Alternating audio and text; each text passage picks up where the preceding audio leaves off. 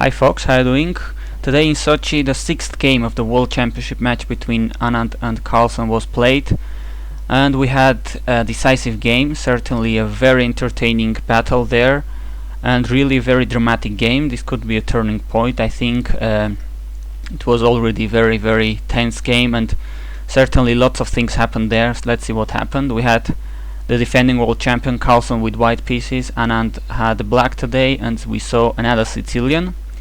Knight f3 e6, Anand keeps going for the kind of Sicilians, and this time Carlsen goes for the main line, the open Sicilian with d4, pawn takes, knight takes, a6 is played, and among other options white has here, Carlsen went for this c4 move. Not a surprise, I think, because I mean, these Maroczy bind kind of structures are very much in his style. This is giving white slight but long-term advantage in terms of positional chess. It's controlling d5, which could be one of the main black pawn breaks, and this is giving well, there is a reason it's called a bind. It's giving white a slow but really long-term advantage throughout all the game, limiting black's counter chances.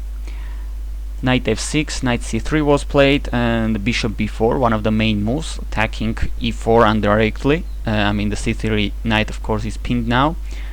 There are a couple of moves here, bishop d3 or queen d3, which is what Carlsen plays, just defending the pawn on e4 with the queen, and knight c6 was played here.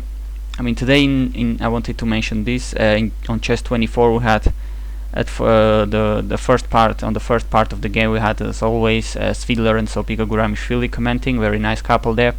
But later in the game, former world champion and super GM Vladimir Kramnik from Russia joined Svidler, so we had absolutely a delightful pair of commentators there commenting on this world championship match. So I mean, it's really a gift for the chess fans out there, hearing Svidler and Kramnik commenting there for free. And they were both talking about all the game, of course, and about the opening. Both of them thought this was a strange choice by Anand to play this knight c6 line, because it absolutely is giving Carlsen what he was looking for. Always he's looking for these kinds of positions, especially against Anand. He takes on c6 for some reason I'm not sure about. D takes must be I mean, the only move here. B takes must be very bad due to some positional things, matters having to do probably with the bishop on c8 or space advantage or something. I'm not an expert on this line. In any case, d takes c6 was played, and Kramnik and Svidler were both on the opinion of that this was and is still better for white without much counter chances for black. Simply better for white, not much, but slight and long-term advantage. And they were quite surprised that Anand went for this queen exchange, and now e5, knight d7, bishop f4, fourth line, because this is what absolutely Carlsen is searching for. Queenless chess, almost risk-free, positional and slow, where he can try to squeeze his opponent slowly. So, well, at least Anand here gives his opponent a couple of isolated and doubled pawns on the c file, but on the other hand, white has the bishop pair. Black will have certainly some difficulties to coordinate his pieces to complete development. He will have to spend some tempis there, and certainly interesting position, but I guess this is easier to play with white pieces.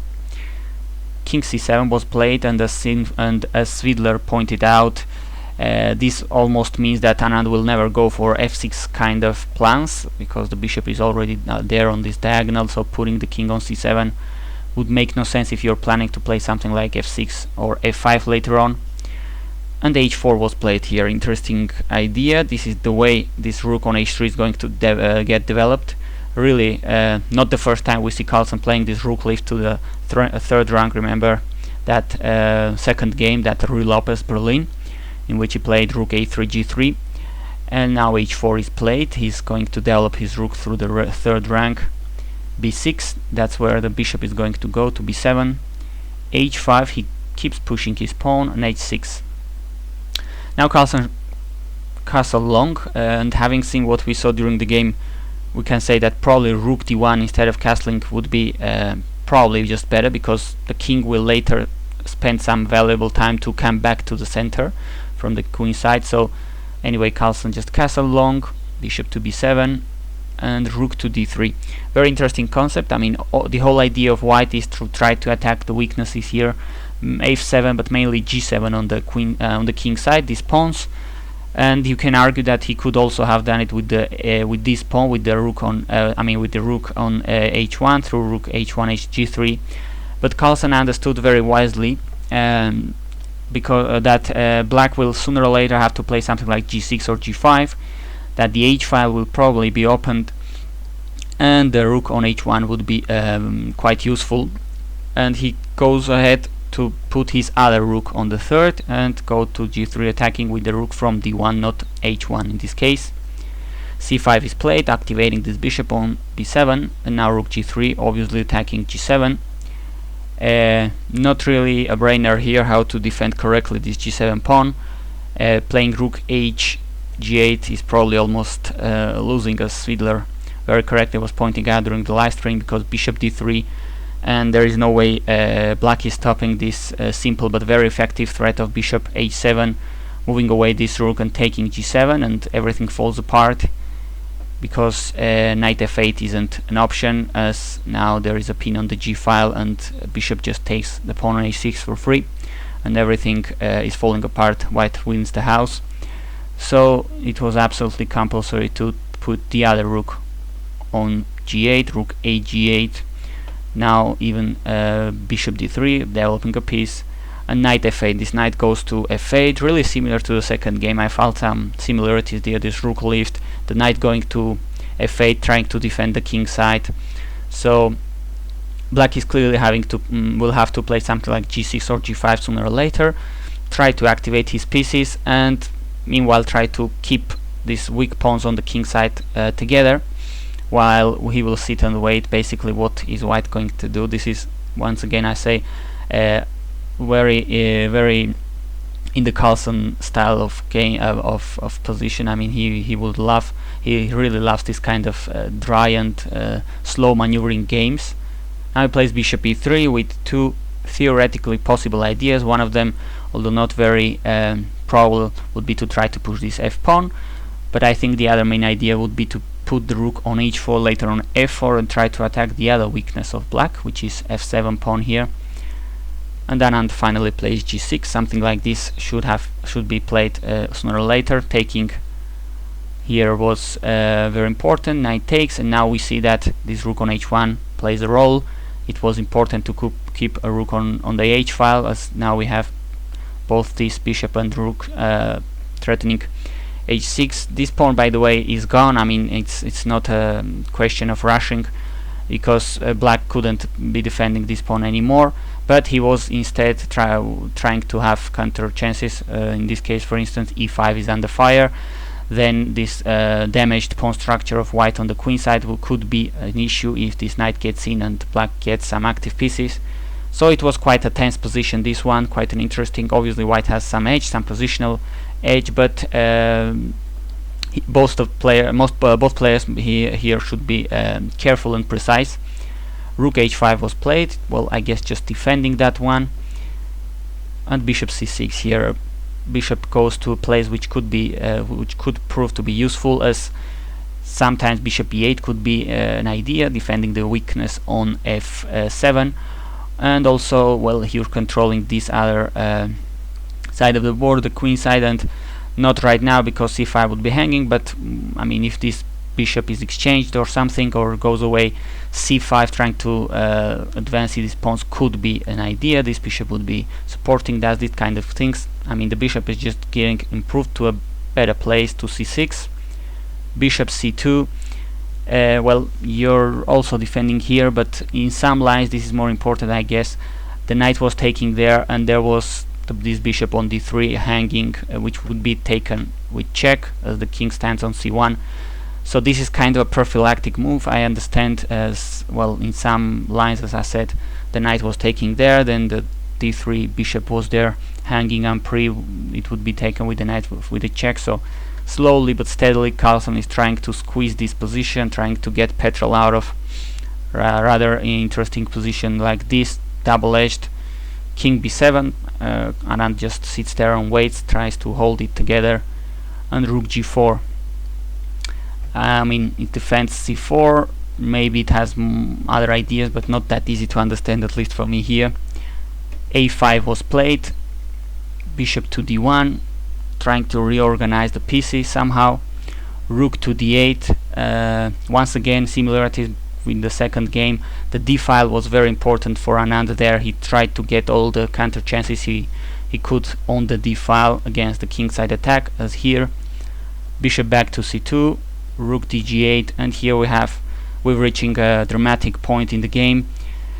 King d2 was played by Magnus Carlsen. This was a really shocking moment. Livestream was just going off for a break here, and apparently Peter Svidler started shouting out to the screen what is going on in this exact point, because apparently is white is most probably blundering here, and this is the move which was proving to be crucial and crushing white here. Knight takes e5, attacking the rook, of course, on g5, and the point is that if rook takes, which seems to be the move, knight takes on c4 with a check, and it doesn't matter that much where the king is going, say to d3.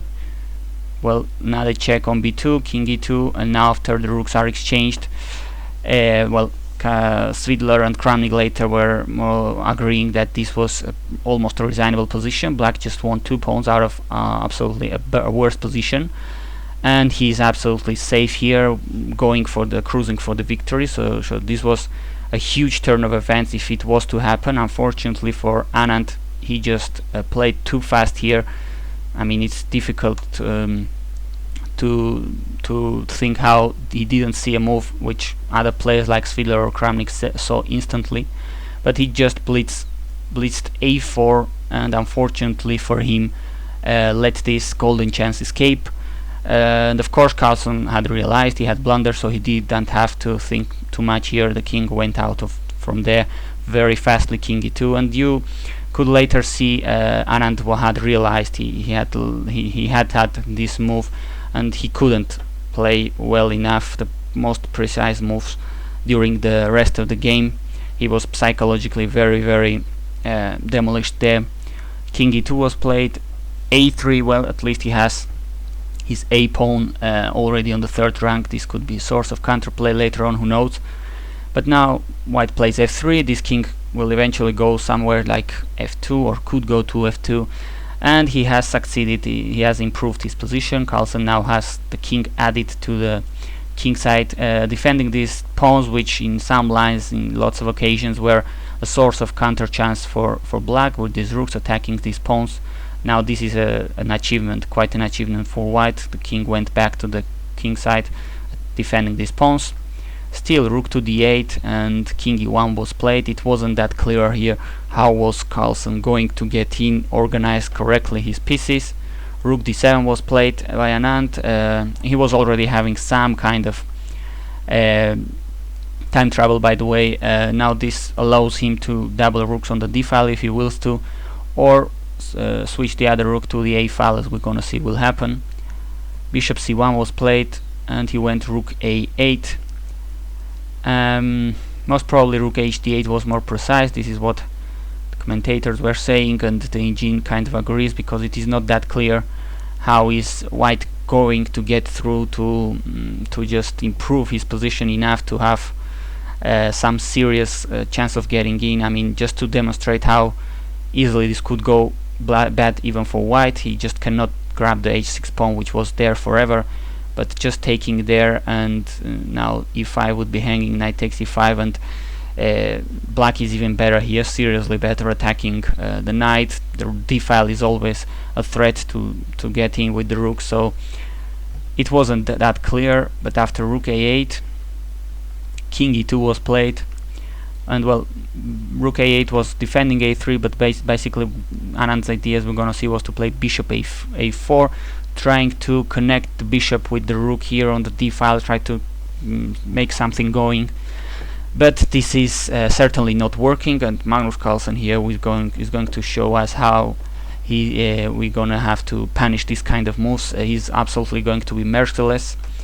First a check on e4, bishop to c6, and now you take on g6, f takes, taking on g6 finally. Unfortunately for Anand, his hopes for counter-attack here have more or less vanished, and white is almost hands-free to harvest the weak pawns, like the one on h6. You already got the one on g6, e6 is very weak. Whenever both rooks double on the 6th rank, c6 will be weak, b6 will be weak, and it's gonna be over unfortunately for Vichy. Bishop a4, he tries to get in still. Rook takes e6. This is very safe, at least it seems so. For Carlsen, rook d1 was played. Of course, black's idea is to try to get the rook here somewhere, take this a2 pawn off and make this a3 black pawn a dangerous passer, but he's not in time. Bishop takes a3 was played, very cold-blooded here, Carlsen. Rook a1, of course black is threatening to take a2 with a fork on the king and the bishop, but he just walks up, king to e3. Taking on a2 was leading to nowhere, as bishop c1, and black is just collecting the pawns and pushing his 3 connected passed pawns here. That's huge. Instead, Anand tried his luck with bishop c2, but after rook e7 check, he was forced to give up and admit his defeat in this 6th game, as king a6, and after rook takes h6, white is for instance threatening to take on c5. Everything is just falling down. White has a huge connected 3 passed pawns here, and I mean there is no way black has any serious chance of getting a draw here. So it was a devastating defeat here today in the 6th game for Viswanathan, where Carlsen blundered and most probably was losing at one point. The Indian GM didn't spot that or overlooked it and didn't take advantage of that opportunity, and later went on to lose this game, and right now Carlsen outscores him by 1 point after 6th game of the World Championship match in Sochi. Thanks for watching.